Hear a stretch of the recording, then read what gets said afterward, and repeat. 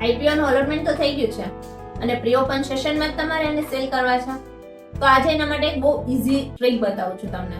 તેનાથી તમારા order pre open સેશનમાં એક્ઝિક્યુટ પણ થઈ જશે અને તમને મેક્સિમમ પ્રોફિટ પણ મળશે. મોટાભાગે લોકો શું કરતા હોય છે કે જીએમપી ની જે પ્રાઇસ હોય તેને જ સેલિંગ પ્રાઇસ તરીકે રાખતા હોય છે.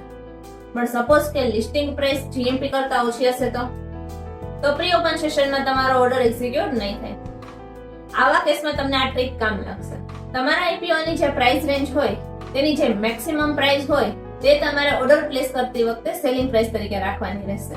ફોર એક્ઝામ્પલ, જો આઈપીઓ ની પ્રાઇસ રેન્જ 90 થી 100 ની વચ્ચે હશે તો જ્યારે તમે પ્રી ઓપન સેશનમાં ઓર્ડર પ્લેસ કરો ત્યારે સેલિંગ પ્રાઇસ તમારે 100 રાખવાની રહેશે. તેનાથી જો લિસ્ટિંગ પ્રાઇસ 100 કે તેનાથી વધારે હશે તો તમારો પ્રી ઓપન સેશનમાં જ ઓર્ડર ઇઝીલી એક્ઝિક્યુટ થઈ જશે. હા, પણ જો 100 કરતા ઓછા ભાવથી આઈપીઓ લિસ્ટ થશે એટલે કે ડિસ્કાઉન્ટ થી લિસ્ટિંગ થશે તો આ ટ્રીક કામ નહીં કરે.